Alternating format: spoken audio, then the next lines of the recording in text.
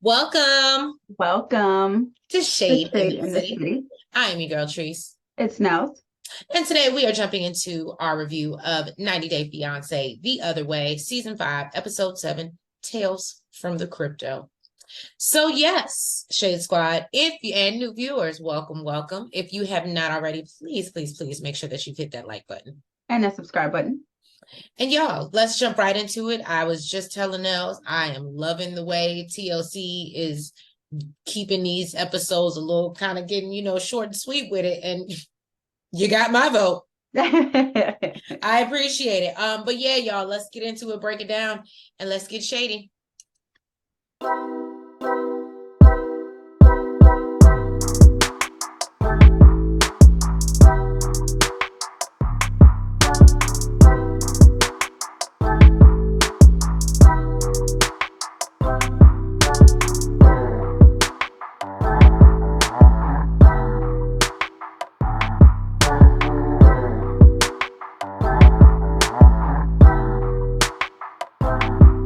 Is talking to his daughter Taylor on FaceTime. She tells him that she's pregnant again. So congratulations, Taylor. This is, I guess, is her second baby because he had the first grandbaby, the little boy, that he was absolutely in love with. So Kenny is happy, but also sad that he's missing out on so much in his own kids' lives. So she asked him about the possibility of him and Armando having a baby. Kenny explains that although he thinks they'd make a great team raising a child, he's facing the reality, as we all know, that he feels he may be too old. His daughter co-signs that and points out that it would also be hard for them to have a relationship with their sibling if they're in the US and they're raising a baby in Mexico. And so, she just wants her dad to be happy, basically, and tells him, whatever he decides, she's going to support. And he admits to her that he basically really doesn't want to, what we all knew. And he just wants to make him happy. Right. And his daughter reassures him that that's okay. It's okay to live in your truth, and this is not what you want to do. So Kenny realizes that this is when the age difference plays a major part in their relationship. And like Nell said, he just wants to make him happy and questions if he's even the right person for Armando. So, and I think that's the sad part, just like about relationships in general, because when things change or when expectations change and you want different things, and while I hate to say it, not saying Kenny's not the person for him, but Armando just may have grown and be at different places, and there are different places in their lives, and that sucks. And hopefully they can get on the same page, but that will tear apart even the best of relationships. I know, listen, I know it was pulling at my heartstrings when he said that in the confessional. I said, he couldn't even get it out hardly. I said, oh, right. My God. I said, jeez. But I mean, I even respect Kenny because that's more of that's how he's so much more mature, because he's on some stuff like, if I love you, I might need to let you go so you can get what you want. That's hard. So yeah, now we see that they go out on what looks like a little boat cruise. Definitely my type of thing. Nels can tell you, anytime I'm anywhere, any city, any place, if there's a boat involved, I want to do it. So Armando says that he had difficulty sleeping the night before because of the argument that went on at the coffee shop, and it was the biggest fight that they ever had, and basically they haven't brought it up since. And then his mom starts asking about what happened at the surrogacy clinic, and so Armando explains, why you do this? This is such a little time. Why you? Right, we was having a good old time. The production put you up to this lady. Right. So Armando explains that, it seems like a very easy process, but Kenny obviously has reservations due to his age. She tells him to talk it out, but does want, Hannah to have a sibling. But ultimately it's their decision. So Kenny reminds Armando that they've both lost children. And then it just becomes an emotional boat ride at this point. Thank God Hannah was at the front of the boat, I guess, during this part of the conversation, because Kenny's crying, Armando's crying, the mom was sitting there crying, everybody crying. And apparently Armando shares with us that his wife that passed away apparently was 8 months pregnant when she got into a car accident. So not only did he lose his ex-wife, but he also lost his child. So that was obviously unfortunate, but in my mind, I was like, damn, y'all really be trauma bonded out here. And then Kenny let us know that he lost, I guess when he was going through IVF, and he had a miscarriage with twins. So again, they've both been through a lot of trauma and can relate to each other in that way. So yeah, no, and Kenny also understands, feeling, and this is the one thing I will say. This is the one part I was like, I totally get that. Having gone through or experienced it myself, it absolutely makes you feel like, oh, if I can just have another baby, you feel like it'll fill a gap. And it won't, but it makes you feel better. It feels like, I think Armando said that part of him is hoping that if he has another baby, it'll be like that baby reincarnated. Yeah. And I think in your mind, but it's never, you know what I mean? But if my thing is, if that's why you want another baby, it sounds like you just need to go to therapy. That part. So now, and then basically Kenny feels guilty again because he wants to make Armando happy, but he really fears not being able to be there for his child his damn self, and that he doesn't think that's fair. It's not to him or the baby. Right. I completely, I get it. It's valid. It sucks. It sucks. I would hate to not see him in Armando, but Kenny gives me the vibe where he is in his life right now. He loves Armando, but if that means that he would have to let him be so he could go, and I could see him moving back to be around his kids, his grandkids, and enjoy it. And I mean, he would be sad, but at the end of the day, I feel like he would want Armando to go find his happiness if he can't find it with him. Yeah. On to Wayne and Holly. Oh Lord, Wayne, I ain't got it. So they're on their way to go look at some houses, and Holly is in the car making this house list of things that she wants in the house, which seems to be scaring Wayne even more. He's getting more and more aggravated because he feels like time is money, and he could be working right now, but instead he's wasting time on looking at a house he can't afford. So the first house they go to look at is 2.2 million rand, which is 113,500 US dollars. Was it just me, or is she not very good at math, or? Oh, with the square footage thing that she was talking about? Whatever and then when she was talking about the conversion of money, she just seemed like she didn't know a lot, but she was talking like she did. Because it was irritating me listening. I didn't think she was talking like she did. She was Google wasn't helping her, Siri wasn't helping her, and But she wants to have so much input and control. That's what didn't make no sense to me. But you don't really understand how things.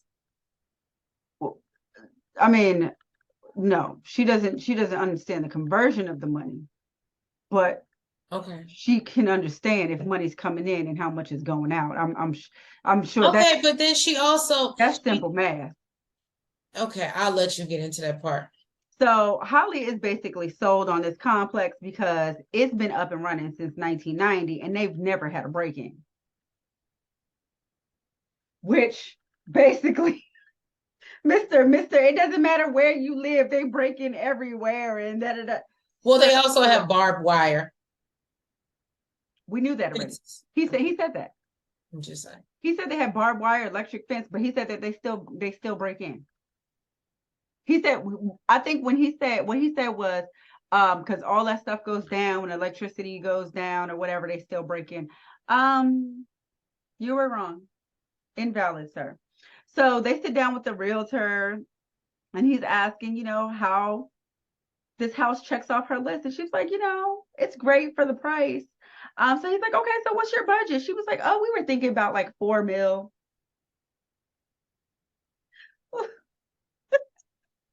Wayne is lucky if he has 4,000 in his account right now. Oh, of course. Wayne is like, what the hell? Wayne might not have 400. He was like, what the hell is wrong with you? That's super freaking expensive. So she's like, okay, so what number did you have in mind? He was like, I didn't have a number. Because I didn't plan on moving a house. We're here on this appointment for you, to pacify you. So she asked him what he thinks of the house, and he's like, I don't think we can afford it because business hasn't been good. So now she wanted to know. He's trying to tell you he ain't got it. He ain't got it. So now she wants to know, about his books and how much money he has saved. And this is okay. This is another thing that irritated me about her. So you wait till after you book the appointment with the realtor to find out that he ain't got it. That's really embarrassing. That's questions you should have been asking before you made these appointments. Because then before you made the appointments, you would have known that he didn't have it. No. I don't think that was on her. Because if you tell me that if I last, like he said, last time she was here, business was good. He told her that he can afford to care for her and take care of her financially. And if I'm telling you we need to go look at houses and your reasoning is not because you can't afford it, I have no reason to question your finances because they were fine and you told me that they were fine. Well, I don't think he should be, hear me out. If y'all can't have a honeymoon, why do you think you can buy a house? He didn't say he could afford to have a honeymoon. Everything that they can't do is usually because of something else. Just like they shouldn't be buying a house because he already spent all this money into this house. There's nothing wrong with this house. He's fixing up this house, not because they can't afford to buy another house. He never told her that they can't afford to go on a honeymoon. It was never about money. He's not being transparent. That's the problem. Okay. So he said basically he ignored some real red flags. That's all I'm saying. She asked him before she left.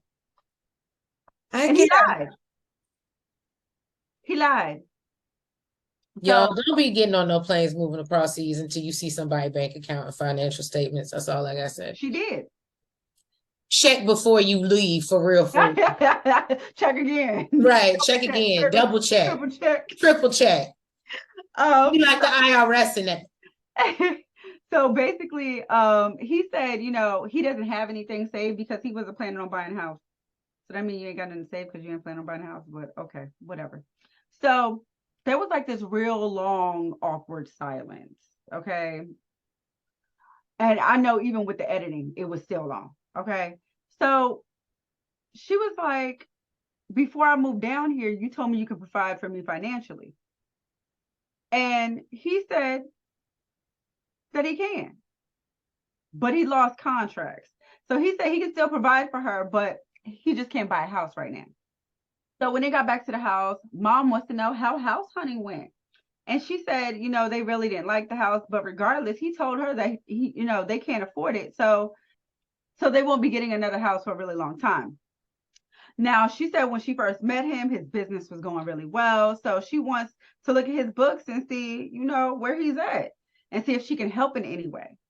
Now, he said he's willing to show her, but he's really feeling a lot of pressure and stress. He really don't want to. But she does reassure him before he does, show her that, it's not going to change anything or alter the way she feels about him. She just is curious as to where they are. And he explains that before they met, work was 100% better. But, it really hasn't been flowing in ever since. And he does feel disappointed in himself. So she told him, listen, well, basically, like, when you're not feeling well, I'm not feeling well. You may have your bad days. And I'm here. I'm here with you. I'm through the bad days with you.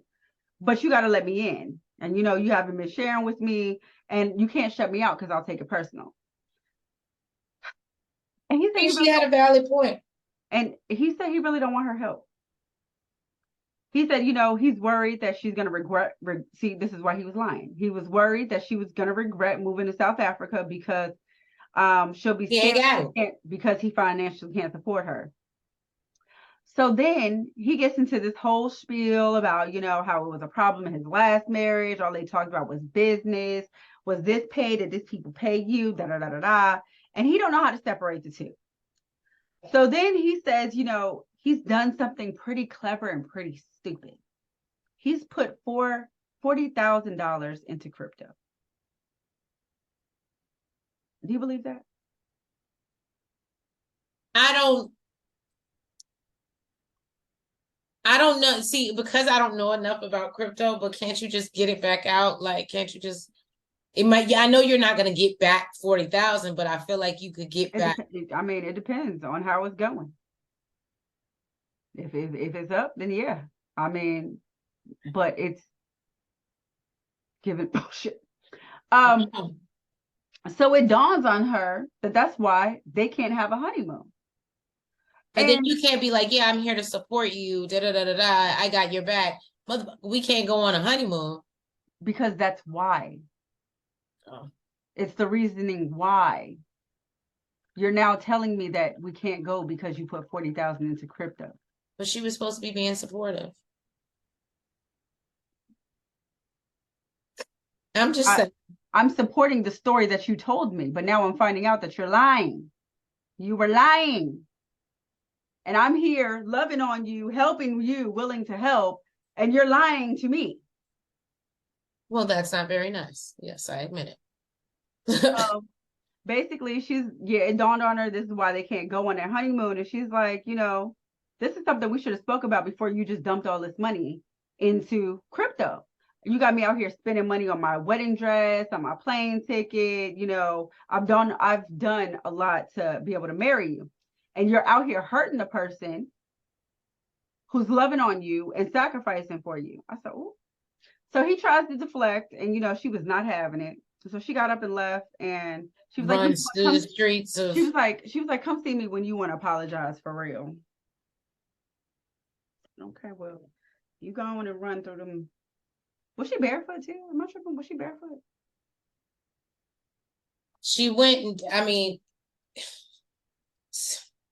so on the preview of next episode, you see her and Wayne get in his car and leave her. Mm-hmm. And she's like, oh my God. And I'm like, well, clearly you have production with you. They clearly know where Wayne lives. So they'll get you back home. Because if you were dumb, there couldn't have been no way you would have done it if you didn't have cameras behind you. That ain't the point. I don't give a damn who's behind me. You left me. Because you ran out in the street like a fool to all the danger. You want to protect me any other time.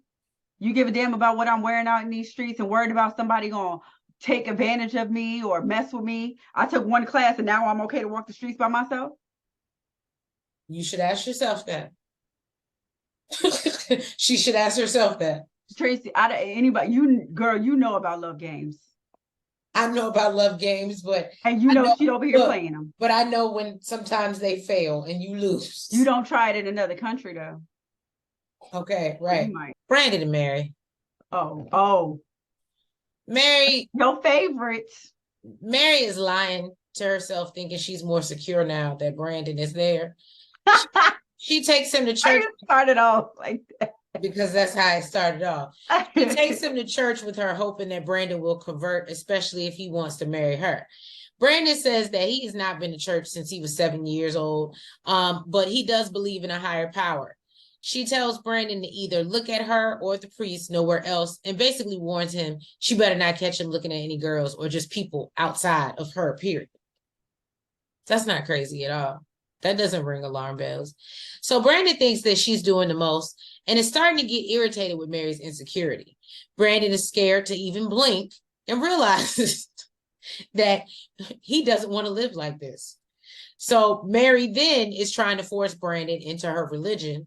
This is after, and she's like, yeah, you need to do this, you need to learn this. And he tells her that he won't be forced into submission. I said, it's about damn time I'm so glad he spoke up. Right. He calls her out and she does what she does best and starts to cry and try to manipulate him. Oh and my God. I love how he just was looking. I know. Look, and then at the end in the preview, Brandon's like, I got tears for you too. Right. So she says she can't stop herself from being jealous and is afraid. What do you want me to do? And is afraid to be left behind because her parents left her and never came back. Brandan reminds her. I was like, my parents left me too, boo. I ain't out here acting crazy like you. Right. Brandan reminds her he spent 2 years talking to her 24/7 and questions if she really believes he would leave her. Brandan asks her, when is she ever going to trust him? He tells her he wants her to trust he can look and talk to anyone without leaving her. And she tells him, find somebody else. Get somebody else to do it, because that's not me. That is not what she said. She told him, you're going to find someone else. No, she said, well, find somebody else. No, she didn't. She said, you're going to find someone else. I don't think that's what I heard. That is not what That's she what said. you heard. I She did heard. not say find Shade somebody. Squad, drop in the comments. What She did said you're y'all gonna hear? find someone else. I heard find somebody else because she knows she can't do it. She gonna be crazy. She don't know any other way of life. She said she might. There's a reason. There's a reason why Mary was by herself. She said maybe. He said I can't live off. He said I can't live off of a maybe. There's a reason why Mary was by herself. That's all I'm saying. It's because she's crazy. Girl, look. You know what got me though? She was up there crying. I can't breathe. I said, look, I'm sitting there at the TV, but girl, here you are breathing. I can't breathe. Look, girl. Oh Lord. I'm mad because then they run on the next one, they running in with inhalers, and I'm like, this whole time we didn't know she had asthma. Oh, she really couldn't breathe. They went and got her inhaler. My bad. I don't know. I personally think that the hyperventilation was that's what I thought it was. I thought she was just crying. I thought it was a little manipulative. That's what I thought it was. I didn't know she was out here having a whole asthma attack. Oh well. I mean, but you caused it. So I don't know. I feel it'd be different if some pollen flew by and you had that happen, but no. It just sorry. I can't. I know I can't feel sympathy for Mary. And I think unfortunately we already know Brandon's caught up, and it's really unfortunate because I think she is just batch crazy. Mm-hmm. So yeah. All right. On to Kirsten and Julio. You just mean Kirsten. You know what's crazy? You know what's crazy? I put Kirsten and Julio, but I did notice that it just said Kirsten. I was like, okay. So Kirsten said that she's been back home for a couple of weeks. Her and Julio still talk, but it's not like how it used to be. So she went to go meet up with her friend Yara to give her all the tea. So she let her know that she met his mom, she met his family, and they didn't know nothing about her until the week before she was coming. So she said, that they had no idea that he planned on moving to the Netherlands. And her friend is like, yo, he is a dick. Like, what the hell? Can I say that? Mm-hmm. And why do you want him coming over here to live with you?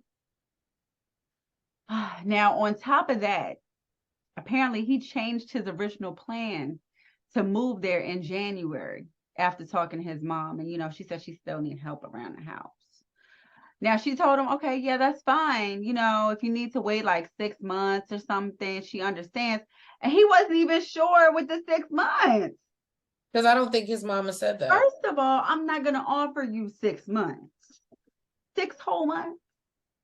Yeah, ain't going to happen. Yeah, she don't want to be sitting around waiting for Julio because 6 months is sitting around waiting. I ain't waiting another 6 months. Well, I hate to be the one to tell you, baby. He ain't coming. I'd have been like, okay, well, you gonna stay there, sir. You gonna find you a little Kirsten there, okay?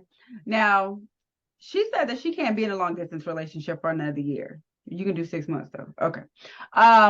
But it's not so easy to walk away because she's already invested a year and she loves him so much. And her friend tells her, girl, you need to get this man an ultimatum. It's now or never. Make it snappy, Pappy. Yeah, y'all. I feel like Julio played in our girl's face. He ain't even cute, girl. Let him go. Yeah, you need to let that go. Just ride your bike somewhere else, girl. I'm sure it's another man somewhere that, Yeah, y'all. But thank you so much for tuning in to another review of The Other Way. If you have not already, please, Shade Squad and new viewers, make sure that you've hit that like button. You comment. You subscribe. And you hit the notification bell. And make sure you're following us on all the platforms, the TikTok, the Twitter, the Facebook, and the IG. And yeah, y'all, we'll catch you next week for another review of 90 Day The Other Way. Have a good night. Good night. Bye-bye.